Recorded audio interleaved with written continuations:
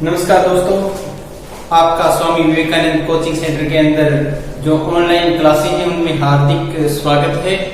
और हमारे जो राजस्थान की जो कल्चर के टॉपिक चल रहे थे, जिसके अंदर हमने चित्रकला का टॉपिक है जो कंप्लीट कर लिए थे, तो उसके बाद में कुछ विद्यार्थियों के जो कमेंट के आधार पे मैं राजस्थान का जो इतिहास है उसको शुरू करने जा रहा हूँ। तो दोस्तों, आपसे रिक्वेस्ट है कि उसी वो जो कल्चर है वो भी कंटिन्यूज रहेगी और हिस्ट्री की वीडियो भी आपको कंटिन्यूज मिलती रहेगी। इसलिए आप इस वीडियो को अंत तक देखें और अपने आप को परखें कि हमने क्या यहाँ तक कैसे पढ़ा है और क्या हम अपने जो कंपटीशन लेवल के अंदर हैं, तो अगर उसमें सफलता का राज है वो विद्यार्थियों को कहाँ तक कौन से प्रश्न हमने छोड़ रखे हैं, कहाँ तक की पढ़ाई छोड़ रखी है, तो आप इस वीडियो में देखोगे तो आपको पता चल जाएगा। हालांकि मेरे को पता है कि जो विद्यार्थी जो गहन दिल से तन मन से तैयारी कर रहे हैं वही इस वीडियो को पूरा देख पाएंगे, और वरना इस वीडियो को देखना ही एक महाभारत है। वो आपको पता चल जाएगा 10 मिनट देखोगे इतने में भी, क्योंकि राजस्थान का इतिहास शुरू कर रहे हैं, हम बात करेंगे तो आप अपने आप में एक कॉन्फिडेंस पैदा करना है कि हम वास्तव में इस चीज को करना ही है, क्लियर करना है, ऐसे जैसे सर ने करवाया है, तभी आप कर पाओगे। एक ये आपके अंदर एक जज्बा होना चाहिए किसी चीज को, और इसको आपने नोटबुक के अंदर नोट करते जाना है साथ साथ में, क्योंकि बार बार चीजें आपको ऐसी नहीं मिलेगी। और इस वीडियो को आप 2-3 बार देखोगे तो वैसे ही आपके दिमाग में सेट हो जाएगी। तो आओ दोस्तों, करते हैं राजस्थान का इतिहास शुरू। तो अपने इसी बेस करके जा रहे हैं राजस्थान के इतिहास का। तो सबसे पहले हमारा प्रश्न दोस्तों यही है कि जो इतिहास है वो किसे कहते हैं, या इतिहास है वो दोस्तों हमारा इतिहास से क्या है। तो अपने इसकी जो अगर बात करें तो सबसे पहले इतिहास के प्रश्न के बारे में, तो दोस्तों अपने जो इतिहास है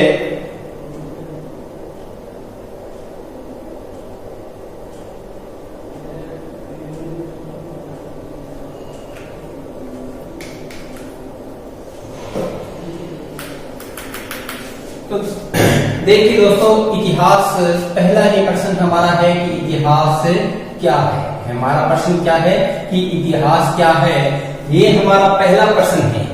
अभी इसी प्रश्न के आधार पे हम आगे बढ़ेंगे और किस प्रकार अपने पूरे राजस्थान के इतिहास के बारे में जानकारी प्राप्त करेंगे। तो इतिहास क्या है, तो हम कह सकते हैं कि जो भूतकाल, हमारा जो भूतकाल है, जो समय बीत गया है, उस भूतकाल का जो वैज्ञानिक अध्ययन करते हैं, वैज्ञानिक जो अध्ययन किया जाता है या वैज्ञानिक दृष्टिकोण से जिस चीज को हम अपने भूतकाल को पढ़ते हैं वो ही हमारा क्या कहलाता है दोस्तों, इतिहास कहलाता है। इसकी जो इतिहास है इसकी परिभाषा के लिए मैं बात करता हूँ प्रोफेसर घाटे के अनुसार। प्रोफेसर जो घाटे के अनुसार अगर मैं बताऊं आपको, तो प्रोफेसर दोस्तों घाटे के अनुसार या इनकी जो परिभाषा है वो इन्होंने अपनी परिभाषा में लिखा है कि हमारे जो संपूर्ण भूतकाल, हमारा जो संपूर्ण भूतकाल है उस भूतकाल का वैज्ञानिक दृष्टिकोण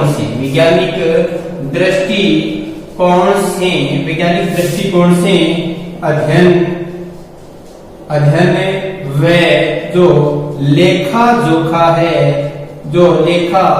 जोखा है वही इतिहास कहलाता है। एक बार पुनः देखिए दोस्तों कि राजस्थान इतिहास अपने शुरू करने जा रहे हैं, उसमें इतिहास का जो पहला नाम इतिहास दिया हुआ है, वैसे तो आपको पता ही है ये शब्द भी देखो इति प्लस हास से बना है। इति प्लस हास से बना है तो इति का मतलब हो गया पहले और हास का मतलब हो गया घटना का घटित होना। तो जो घटना पहले घटित हुई है उसी घटना को इतिहास कहते हैं।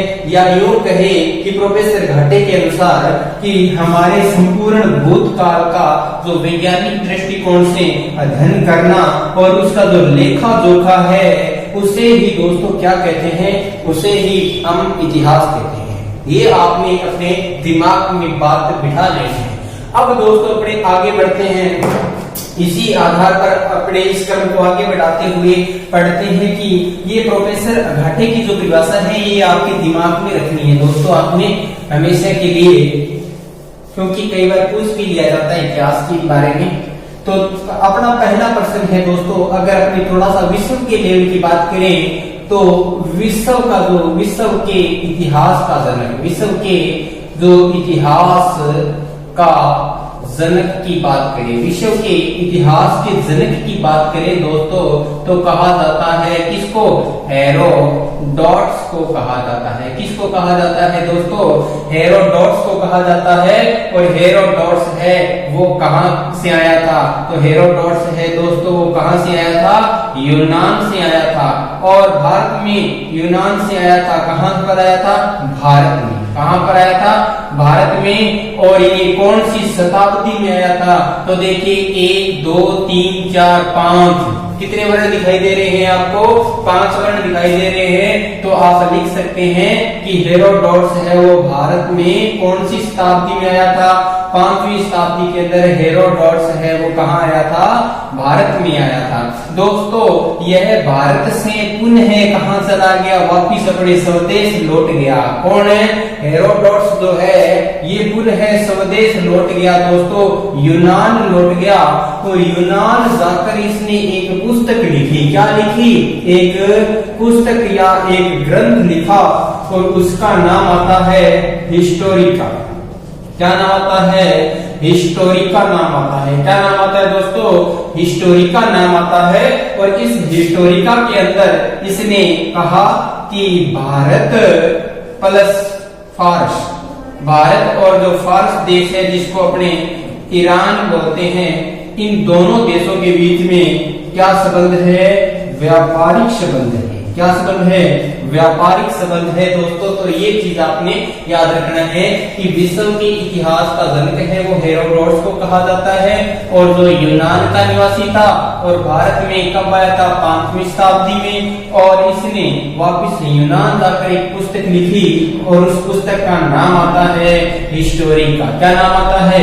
हिस्टोरिका नाम आता है। और इस हिस्टोरिका में इसने लिखा कि भारत और फारस दोनों देशों के बीच में व्यापारिक संबंध है या समुद्री मार्गों के द्वारा व्यापार किया जाता है। लेकिन यहाँ तक तो आपको बात समझ में आ गई कि हेरोडोटस है वो विश्व के इतिहास का जनक है और उसने हिस्टोरिका नाम की पुस्तक लिखी। 5वीं शताब्दी में वो भारत में आया और उसने वापस जाकर जो पुस्तक लिखी थी उसमें भारत और फारस देश के बीच में व्यापारिक संबंधों का उल्लेख किया है। तो दोस्तों इस हेरोडोटस को सबसे पहले विश्व के इतिहास का जनक किसने कहा था? ये हमारा प्रश्न है दोस्तों। तो हेरोडोटस को विश्व के इतिहास का जो जनक कहने वाले हैं वो जर्मनी के दार्शनिक थे। कौन थे? जर्मनी। जो जर्मनी है दोस्तों उस जर्मनी के एक दार्शनिक थे, एक दार्शनिक थे। और इन दार्शनिक का नाम आता है सिसरो। क्या नाम आता है? सिसरो। इस सिसरो ने क्या कहा था? कहा था कि हेरोडोटस तो विश्व के इतिहास का जनक है। इसने क्या कहा कि हेरोडोटस तो विश्व के इतिहास का जनक है। किसने कहा था? जर्मनी के दार्शनिक सिसरो ने कहा था दोस्तों। तो अब अपने बात करते हैं भारत के इतिहास के जनक की। तो अब अपने किसकी बात करेंगे? भारत के इतिहास के जनक की बात करेंगे दोस्तों। आपको ये बातें याद हो गई होगी, वरना आप इनको साथ साथ में नोट करें और 2-3 बार वीडियो देखें ताकि आपको अच्छी तरह से याद हो जाए। अब देखिए अपने बात करते हैं भारत के एक संदर्भ में। तो भारत के इतिहास का जनक, भारत के इतिहास के जनक की बात करें दोस्तों, तो भारत का जो इतिहास के जनक है इसको समझने की कोशिश कीजिए। जिनका नाम आता है वेद व्यास। क्या नाम आता है? वेद व्यास जी नाम आता है दोस्तों। और ये वेद व्यास जी है, इनके द्वारा जो भारत के इतिहास के संदर्भ में पुस्तक लिखी गई थी उसका नाम है भारतवर्ष का इतिहास। क्या नाम है? भारतवर्ष का इतिहास। भारतवर्ष का इतिहास नामक एक जो पुस्तक लिखी गई वो किसके द्वारा लिखी गई? वेद व्यास जी के द्वारा लिखी गई और इसी के कारण वेद व्यास जी को भारत के इतिहास का जनक कहा जाता है। लेकिन एक बात ध्यान रखिएगा दोस्तों, जो भारत का इतिहास है या अपने कहें कि ऐतिहासिक दृष्टि से जो भारत का प्रथम जो ऐतिहासिक ग्रंथ माना जाता है जिसमें इतिहास संबंधी जानकारी मिलती है वो कलहण की राज त्रिंगिणी है।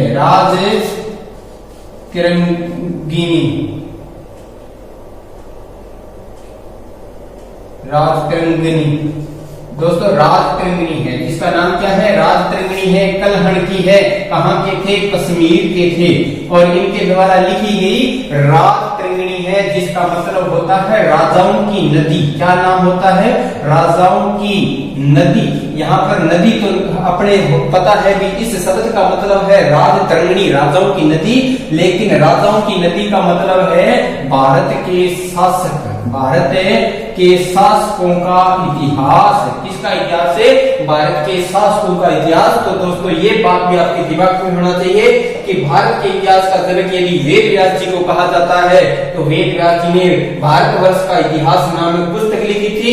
और ऐतिहासिक दृष्टि से अगर अपनी बात करें तो कलहण की राजतरंगिणी है जो जिस भारत की जो ऐतिहासिक दृष्टि से प्रथम पुस्तक मानी जाती है और जो कश्मीर के एक विद्वान थे। और राजतरंगिणी का मतलब तो होता है दोस्तों राजाओं की नदी, अर्थात भारत के जो शासक है उन राजाओं का इतिहास ही किस में लिखा गया है, राजतरंगिणी में लिखा गया है। दोस्तों अब अपनी बात करते हैं वेद व्यास, इस पुस्तक की बात होगी। अभी वेद व्यास जी की बात करते हैं दोस्तों, तो थोड़ा सा आपने चलना है धार्मिक प्रवृत्ति में। तो वेद व्यास जी की बात करें दोस्तों तो इनके बारे में कहा जाता है कि जो अपनी पृथ्वी है, जो संपूर्ण पृथ्वी है, उस पृथ्वी पर कुल 28 व्यास हुए थे।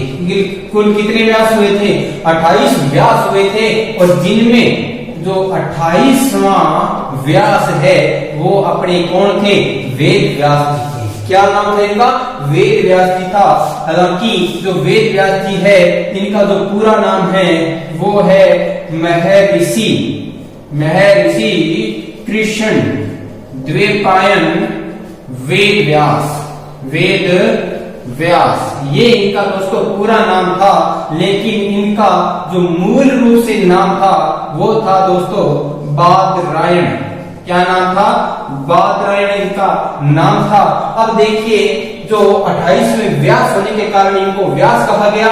लेकिन इन्होंने जो चारों वेद है, ऋग्वेद, अथर्ववेद, जो सोमवेद और इस जो चारों वेद है दोस्तों, इन चारों वेदों के बारे में, और जो जैसे ऋग्वेद हो गया, सोमवेद हो गया, अथर्ववेद हो गया और यजुर्वेद हो गया, इन चारों वेदों का जो संकलन करने का काम है वो वेद व्यास जी के द्वारा किया गया था। अर्थात आपको पता ही है कि वेदों के बारे में कहा गया है कि यह किसी मानव के द्वारा कृत नहीं है, ये देवताओं के द्वारा कृत है। लेकिन उनका संकलन करने का काम, इकट्ठा करने का काम किसके द्वारा किया गया था, वेद व्यास जी के द्वारा किया गया था। और ये कौन से वेद व्यास थे, 28वें व्यास थे। इनको जो महर्षि है वो इनके पिता के नाम से लिया गया है। कृष्ण, इनको कृष्ण का मतलब है कि इनका जो रंग है वो कृष्ण वर्ण का था, इसलिए। और इनका जो जन्म है दोस्तों यमुना नदी द्वीप के कारण इसको द्वैपायन कहा जाता है। वेदों के संकलन के कारण इसको वेद कहा जाता है। वो 28वें क्या थे, ये वेद थे। और इनका मूल नाम क्या है, बादरायण है। तो दोस्तों इनके पिता का नाम भी आपको पता है तो ठीक बात है, वरना महर्षि पाराशर के नाम इनके पिताजी का था। अब दोस्तों अपने इनके बारे में इतनी डिटेल की जरूरत नहीं है, लेकिन फिर भी अपने भारत हिंदू देश को अपनी थोड़ी बहुत जो महाभारत के बारे में जानकारी रखनी जरूरी है। चाहे आपसे कोई वैसे ही नॉर्मली घर पे पूछ ले तब भी आपको इतनी जानकारी तो होनी चाहिए। तो दोस्तों अभी अपने बात करते हैं इसी वेद व्यास जी के द्वारा, या इन्हीं वेद व्यास जी के द्वारा एक धार्मिक ग्रंथ लिखा गया है जो सबसे बहुत ही महत्वपूर्ण ग्रंथ है और जिसका नाम आता है दोस्तों महाभारत। क्या नाम आता है, महाभारत नाम आता है। और ये जो महाभारत है इसको जो रचयिता की बात करें,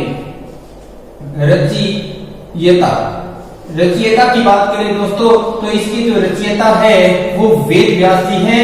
और यदि अपने से पूछ ले कि महाभारत के लेखक कौन है। लेखक कौन है? तो दोस्तों लेखक इसके कौन है? गणेश जी हैं। लेखक कौन है? गणेश जी हैं। ध्यान रखो। अब देखो मोटी मोटी बात पूछ ले कि महाभारत है विधि रचना गण गिरी तो वेद व्यास गिरी, और महाभारत को लेखन को काम गण गिरी तो लेखन को काम है जो सुंड सुंडाला गणेश जी भगवान विनायक लामोदर द्वारा किया गया है और करने विधि की जगह है। अर्थात यहाँ क्यों भी महाभारत है वो दोस्तों कहाँ लिखा गया था? महाभारत है वो कहाँ लिखा गया था? तो आपको पता होना चाहिए कहाँ लिखा गया था। पुष्कर झील के किनारे। और पुष्कर झील कहाँ पर है? अजमेर में है। पुष्कर झील कहाँ पर है? अजमेर में। और इसी अजमेर के पुष्कर झील के जो पास में क्या है? जहांगीर का किला है। जहांगीर का किला है दोस्तों कहाँ पर है? पुष्कर अजमेर में। अकबर का किला तो कहाँ है? अजमेर के अंदर है, लेकिन जहांगीर का किला पुष्कर के अंदर है। याद रखिएगा। और इस पुष्कर के अंदर सर्वाधिक अंग्रेज लोग हैं जो इस मेले के अंदर आते हैं, ऊंट की बिक्री के लिए जाना जाता है। और राजस्थान का सबसे रंगीन मेला भी पुष्कर मेले को कहा जाता है। तो दोस्तों यहाँ पर जो मेला लगता है वो कार्तिक पूर्णिमा को लगता है। कार्तिक पूर्णिमा को यहाँ पर मेला लगता है।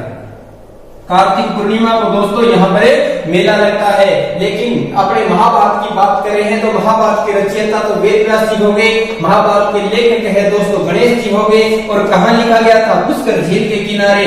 और इसकी अपने अब नेक्स्ट बात करते हैं कि जो महाभारत है दोस्तों इसको लिखने का जो समय है वो कब माना जाता है? तो वो माना जाता है उत्तर वैदिक काल। कौन सा काल है?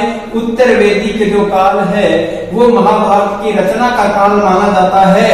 लेकिन हमारे पास में जो वर्तमान में जो पुस्तक है वो हमें कब प्राप्त हुई?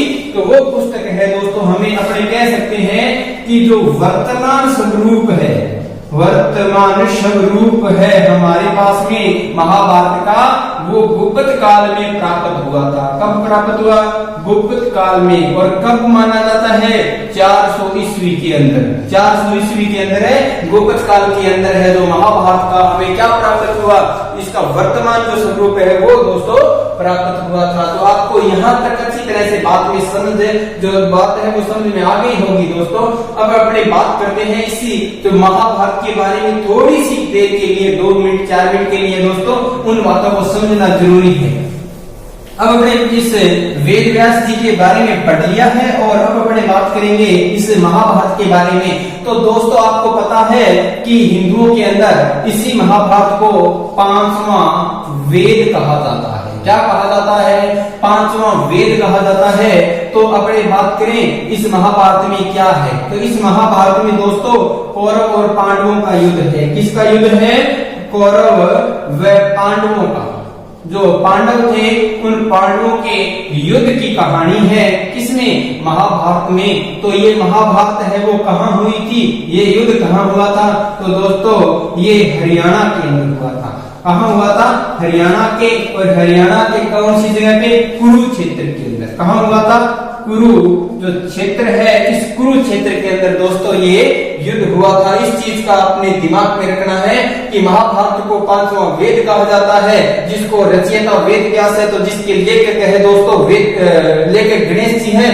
महाभारत के अंदर कौरव और पांडवों के युद्ध की कथा है और ये युद्ध है दोस्तों कुरुक्षेत्र हरियाणा के अंदर हुआ था, जो चला था दोस्तों 18 दिन। कितने दिन चला था? 18 दिन चला था। तो एक तरफ अपने लिखा जाता है कि महाभारत में 18 पर्व है। तो आप याद रख सकते हो एक दिन बराबर एक पर्व। तो आप लिख सकते हो 18 दिन बराबर 18 पर्व। आपको ये याद रह जाएगा कि एक दिन के अंदर एक पर्व माना गया है तो 18 दिन में 18 पर्व है। तो युद्ध कितने दिन चला था? 18 दिन। महाभारत में कितने पर्व है? 18 पर्व है। दोस्तों युद्ध में विजय किसकी हुई थी? पांडवों की हुई थी। यहाँ तक आपको सारा कुछ समझ में आ गया होगा। आप साथ साथ में नोट करते चलिए। अब दोस्तों अपने बात करते हैं महाभारत के बारे में। 2 मिनट की अगर अपने देखना है कि जो महाभारत है, महाभारत है, इसकी कहानी क्या है। जब दोस्तों इसमें 8800 श्लोक थे। जब इसमें कितने श्लोक थे? इसमें जब 8800 श्लोक थे तो इसका नाम क्या रखा गया था? जय संहिता। क्या नाम रखा गया? जय संहिता नाम रखा गया था। और इसी जय संहिता या ये अपने कह सकते हैं कि यव संहिता, इसको यव संहिता भी कहा जाता है। ये दो नाम दिए गए थे और इन दोनों का मतलब होता है विजय की ओर अग्रसर होना। किसकी ओर?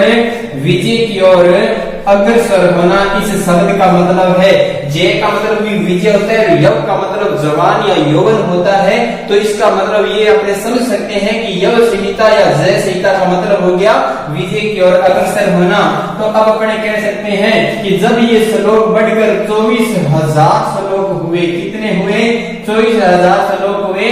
तो उत्तर वैदिक राजा जिसका नाम हुआ करता था भरत, और इसी भरत के नाम पे नाम क्या रख दिया गया इस पुस्तक का? भारत नाम रख दिया गया दोस्तों। और जब ये श्लोक बढ़कर हो गए 1 लाख, कितने हो गए? 1 लाख श्लोक हुए, तो इसका नाम रख दिया गया, आपको पता है, सतसहस्त्र संहिता। सतसहस्त्र संहिता नाम रख दिया गया। और इसी को अपने वर्तमान में बोलते हैं महाभारत। क्या बोलते हैं इसको वर्तमान में? महाभारत। तो आपको ये बात है याद रखनी है कि जब 8,800 श्लोक थे तो इसका नाम जय संहिता या यव संहिता था, और जिसका मतलब होता है विजय की ओर अग्रसर होना। और जब ये श्लोक बढ़कर 24,000 हुए तो उत्तर वैदिक कालीन भरत के नाम पर इसका नाम भारत कर दिया गया। और जब ये श्लोक 1 लाख हुए तब इसका नाम सतसहस्त्री संहिता कर दिया गया, जिसको अपने क्या कहते हैं वर्तमान में? महाभारत कहते हैं। दोस्तों यहाँ तक आपने साथ साथ में नोट करते चलना है, और अगर ये साथ साथ में नोट नहीं हो रहा है तो आप 2 बार वीडियो देखोगे याद हो जाएगा। अपने बात करते हैं महाभारत का एक प्रमुख अंग है दोस्तों। क्या है? एक प्रमुख अंग है, और उस अंग का नाम है श्रीमद् भागवत गीता। क्या नाम है? श्रीमद् भागवत गीता है दोस्तों। और इस मद् भागवत गीता एकमात्र ऐसा राष्ट्रीय महाकाव्य है। ये कौन सा राष्ट्रीय महाकाव्य है? एकमात्र ऐसा राष्ट्रीय महाकाव्य है जिसके नाम पर प्रत्येक वर्ष क्या है? 13 दिसंबर को, कौन से दिसंबर को? 13 दिसंबर को गीता जयंती मनाई जाती है। कौन सी जयंती मनाई जाती है दोस्तों? तो गीता जयंती मनाई जाती है। महाभारत का एक महत्वपूर्ण अंग है जिसका नाम आता है श्रीमद् भागवत गीता, और जो एक राष्ट्रीय महाकाव्य है जिसके ऊपर 13 दिसंबर को प्रतिवर्ष क्या मनाई जाती है? गीता जयंती मनाई जाती है। तो कई बार प्रश्न ये भी पूछा जाता है कि जो 6वां पर्व है, कौन सा पर्व? छठा जो पर्व है, उस पर्व में किसका उल्लेख मिलता है? तो छठे पर्व में दोस्तों गीता का उल्लेख मिलता है। छठे पर्व में किसका उल्लेख मिलता है? गीता का उल्लेख मिलता है। ध्यान रखें, अगर आपसे पूछ रहे छठा पर्व को दूसरा नाम क्या है तो इसको विषम पर्व भी कहा जाता है। क्या कहा जाता है? विषम पर्व भी कहा जाता है। तो प्रश्न ऐसे भी आ सकता है कि विषम पर्व में किसका उल्लेख है? तो गीता का उल्लेख है। आपने ऐसे दिमाग के अंदर इन बातों को सेट कर लेना है दोस्तों। अब अपने नेक्स्ट चलते हैं आगे।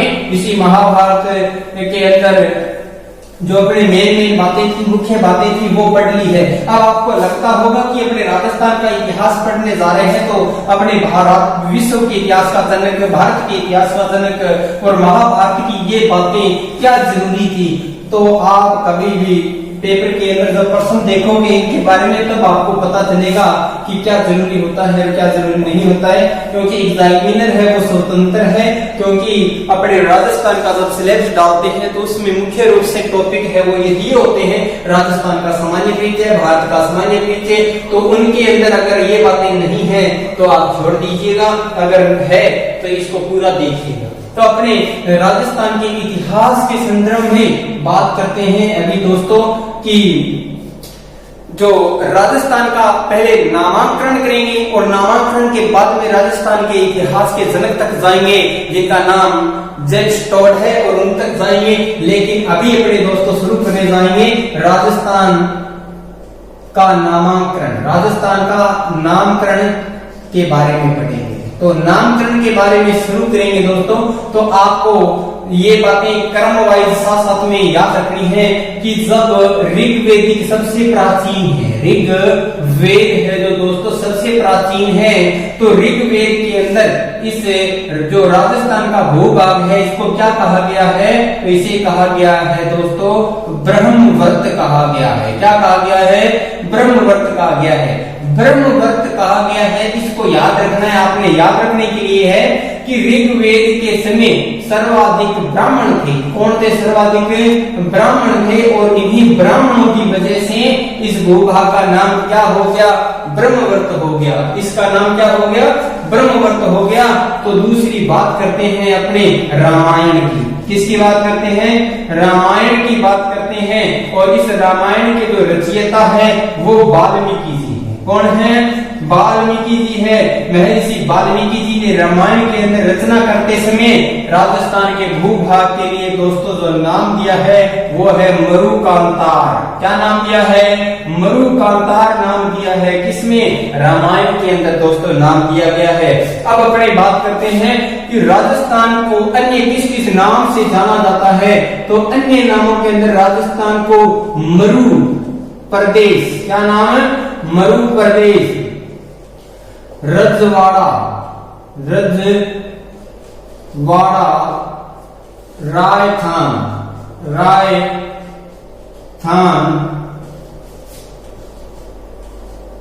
मरुस्थल प्रदेश, राजपुताना, इन नामों से मरु प्रदेश, रजवाड़ा, रायथान और मरुस्थल प्रदेश, राजपुताना और मरुवार, ये नाम है दोस्तों, अन्य नाम है राजस्थान के। ये आपको जियोग्राफी में भी काम आएंगे और इतिहास में भी काम आएंगे। ऋग्वेद में ब्रह्मवर्त कहा गया है राजस्थान को, तो रामायण में वाल्मीकि ने मरुकांतार कहा है। अन्य नामों में दोस्तों मरु प्रदेश, रजवाड़ा, रायथान, मरुस्थल प्रदेश, राजपुताना और मरुवार आदि नामों से जाना जाता है। तो दोस्तों अब अपने करने जा रहे हैं कि राजस्थान का इतिहास के संदर्भ में किस किस ने ये नाम दिए और कब नाम दिए। तो अभी इस चीज का दोस्तों आपका इंतजार खत्म हो गया है। जो बड़ी बड़ी जो भारत और विश्व के लेवल की बातें थी वो अपने राजस्थान इतिहास शुरू करने से पहले पढ़ ली है। अब अपने करेंगे राजस्थान के बारे में दोस्तों। तो शुरू करने जा रहे हैं। इससे पहले आपको पढ़ना होगा कि जो जॉर्ज थॉमस थे, कौन है? जॉर्ज थॉमस नामक एक विद्वान था और ये विद्वान है दोस्तों भारत में आया था। कहाँ आया था? भारत में आया था और भारत के अंदर ये आया था मध्य प्रदेश में। कहाँ आया था? मध्य प्रदेश में आया था। और मध्य प्रदेश की भी अगर बात करें तो ग्वालियर में आया था। कहाँ आया था? ग्वालियर में आया था। और ग्वालियर के अंदर की आपको जो ढोला मारो की कहानी है वो इसी ग्वालियर और कोमलगढ़ बीकानेर से जुड़ी हुई है दोस्तों। इसी ग्वालियर से आया था और ग्वालियर से नहीं ग्वालियर में आया था दोस्तों। और यहाँ पर उस समय जो शासक था वो था मराठा शासक। और मराठा जो शासक था जिसका नाम था दौलतराव सिंधिया। दौलतराव सिंधिया, क्या नाम था? दौलतराव सिंधिया था दोस्तों। किसका नाम था? जो मराठा शासक था मध्य प्रदेश के ग्वालियर का में, तो उसके पास में कौन आया था? जॉर्ज थॉमस आया था। और जॉर्ज थॉमस यहाँ रह रहा था तो उसने देखा कि एक जो ग्वालियर के पश्चिम साइड, ग्वालियर की पश्चिम साइड, अभी आपको पता चलेगा कि ग्वालियर के पश्चिम कैसे बनेंगे। तो यहाँ पर अगर दोस्तों अपने इसे बात करते हैं इस राजस्थान की, ये राजस्थान मान के चलो आप, ये इस साइड में पड़ता है एमपी, मध्य प्रदेश। अब एमपी के इस साइड में देखो पूर्व पश्चिम होगा, हमारा तो ये पूर्व है लेकिन ग्वालियर का हमारी तरफ क्या है? पश्चिम है। तो जो जॉर्ज थॉमस है इसने देखा कि ये जो राजस्थान का भूभाग है यहाँ सबसे ज्यादा राजपूत राजा हैं, राजपूत राजा है या राजपूत राजा शासन कर रहे हैं। इसलिए जॉर्ज थॉमस ने कहा कि जो ग्वालियर के पश्चिम में जो भूभाग है, ग्वालियर के पश्चिम में जो भूभाग है वो तो राजपूताना है भाई। वो क्या है? वो तो राजपूताना है। और ये नाम कब कहा इसने? ये कहा सबसे पहले इसने 1800 ईस्वी के अंदर। कब कहा? 1800 ईस्वी के अंदर कहा था इसने। तो इसने जॉर्ज थॉमस ने कहा कि 1800 ईस्वी में कि जो ग्वालियर के पश्चिमी भूभाग है वो राजपूताना है। और इसके बाद में बात करेंगे कि जो जॉर्ज थॉमस है वो जॉर्ज थॉमस शेखावाटी प्रदेश में राजस्थान में सर्वप्रथम आए थे। कहाँ आए थे? शेखावाटी प्रदेश में आए थे। और कब आए थे शेखावाटी प्रदेश में? तो राजस्थान के अंदर जॉर्ज थॉमस की एंट्री कब होती है दोस्तों? तो 1758 के अंदर होती है। कब आया था? 1758 के अंदर। और कहते हैं कि 1758 के बाद में इनकी मृत्यु है वो बीकानेर में होती है। कहाँ होती है? बीकानेर में होती है। और कब होती है? तो 22 मार्च 22 अगस्त है, सॉरी 22 अगस्त 1802 को होती है। 22 अगस्त सन 1802 ईस्वी को इनकी मृत्यु है, जो कहाँ होती है? बीकानेर में होती है। एक बात ध्यान दीजिएगा, जॉर्ज थॉमस मध्य प्रदेश में ग्वालियर के शासक मराठा शासक दौलतराव सिंह के दरबार में आए थे। और यहाँ से इन्होंने कहा कि जो ग्वालियर के पश्चिमी भूभाग है वो तो राजपूताना है भाई, क्योंकि वहां पर राजपूत शासक सबसे ज्यादा है। और यह जॉर्ज थॉमस 1758 ईस्वी के अंदर राजस्थान में आते हैं और इनकी मृत्यु है जो कहते हैं कि 22 अगस्त 1802 ईस्वी को कहाँ होती है? बीकानेर के अंदर होती है। हालांकि आप सर्च करोगे नेट पे तो आपको बुरहानपुर मिलेगा या बहरामपुर मिलेगा, जो पश्चिमी बंगाल का एक क्षेत्र है, वहां पर इसकी मृत्यु दिखाते हैं। लेकिन अपने गाइड्स और आरपीसी के द्वारा बीकानेर इसका आंसर सही माना जाता है। ये आप दोनों चीजों बातों को आप ध्यान में रखना दोस्तों। अब अपने बात करेंगे, एक पर्सन अपने दिमाग में ये आएगा कि जब कर्नल इस जॉर्ज थॉमस के द्वारा राजस्थान को राजपूताना नाम दिया गया था 1800 ईस्वी में, तो हमें कैसे पता चला कि इसने कहा था 1800 ईस्वी में? तो इसके बारे में भी हमें पुख्ता प्रमाण होने चाहिए दोस्तों। उसी की बात करेंगे अभी कि कहां से हमें पता चला कि जॉर्ज थॉमस ने ही ये बातें कही थी। तो इसके लिए अब अपने टॉपिक पढ़ने जा रहे हैं जॉर्ज थॉमस के जो मित्र थे उनके बारे में। तो जॉर्ज थॉमस का एक फ्रेंड था, मित्र था, और उनका नाम था विलियम फ्रैंकलिन। William Franklin. और ये जो दोस्तों विलियम फ्रैंकलिन है, इस विलियम फ्रैंकलिन ने क्या किया? 1805 ईस्वी में एक पुस्तक लिखी। इस पुस्तक का नाम दिया इसने मिलिट्री मेमोयर्स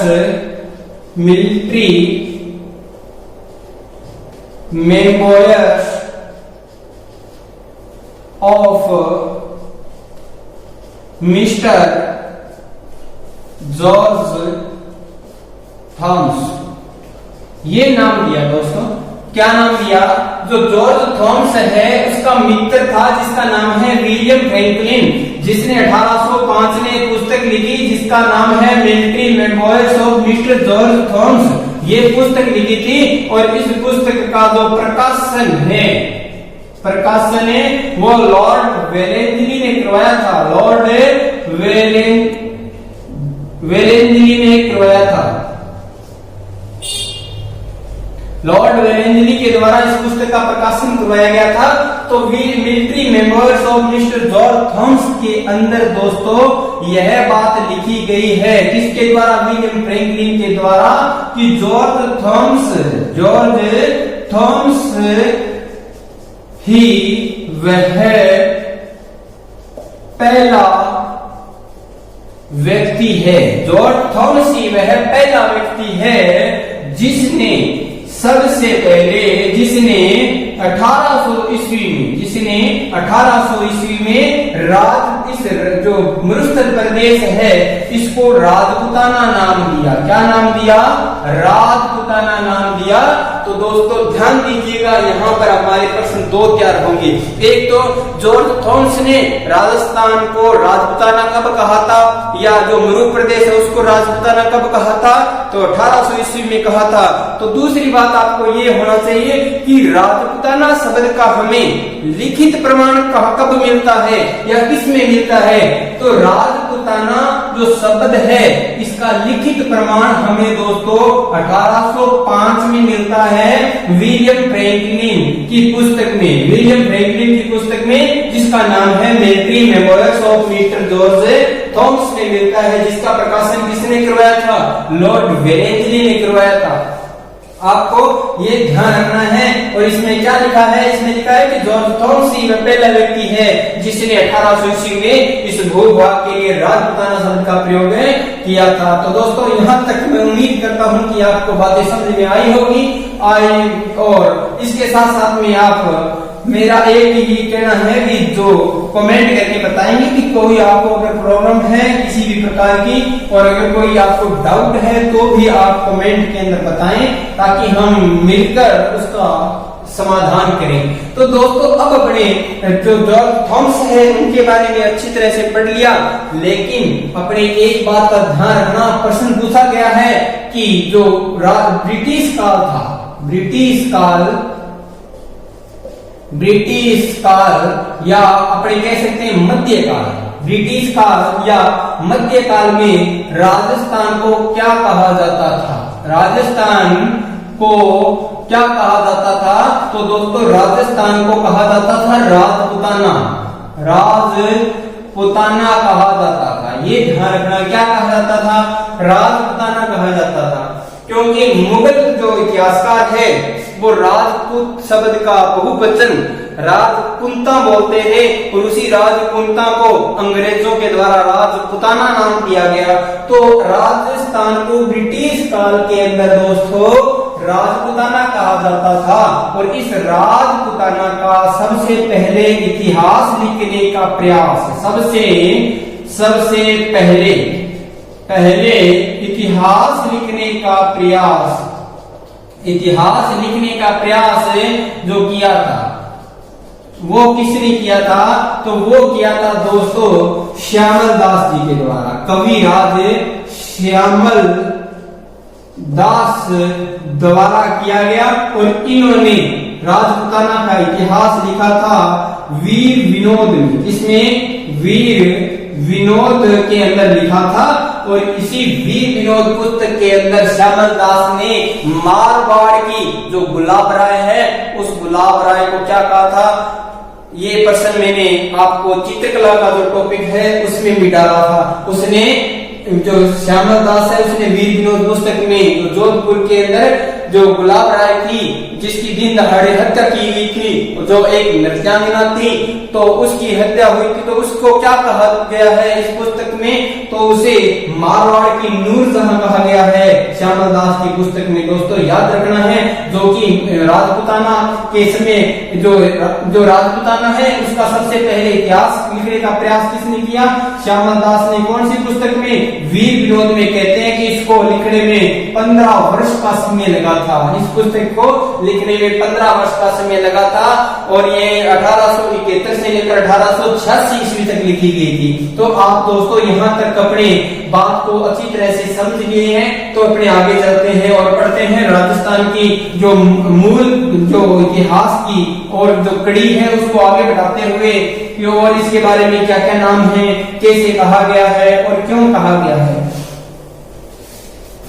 तो दोस्तों अब अपने जो बात करेंगे तो राजस्थान के लिए, राजस्थान शब्द का, राजस्थान के लिए राजस्थान शब्द का हमें लिखित प्रमाण, हमें जो लिखित प्रमाण है वो कहाँ मिलता है? देखिएगा राजस्थान शब्द, राजस्थान के लिए हमें लिखित प्रमाण कहाँ पर मिलता है?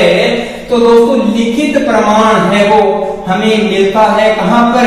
खीमल माता के मंदिर में। कहाँ पर मिलता है? खीमल माता के मंदिर। और ये मंदिर कहाँ है? तो ये है दोस्तों बसंतगढ़ सिरोही में। कहाँ है ये? बसंतगढ़ सिरोही के अंदर खीमल माता, जो खीमल या खीमल माता का जो मंदिर है, इसको खीमल माता भी नाम आता है लगभग, उस मंदिर के अंदर बसंतगढ़ सिरोही के अंदर ये मंदिर है। और इस मंदिर के अंदर एक शिलालेख है। क्या है? एक दोस्तों शिलालेख है। उस शिलालेख का नाम भी बसंतगढ़ शिलालेख है। बसंतगढ़ शिलालेख है। उस लेख का नाम क्या है? बसंतगढ़ शिलालेख है। और इस बसंतगढ़ शिलालेख में राजस्थान के लिए राजस्थान्यादित्य शब्द का प्रयोग हुआ है। राजस्थानादित्य शब्द का प्रयोग हुआ है। किसमें? बसंतगढ़ के शिलालेख में, खीमल माता के मंदिर में। तो दोस्तों बसंतगढ़ का जो शिलालेख है उसमें जो राजस्थान शब्द का प्रयोग हुआ है वो विक्रम संवत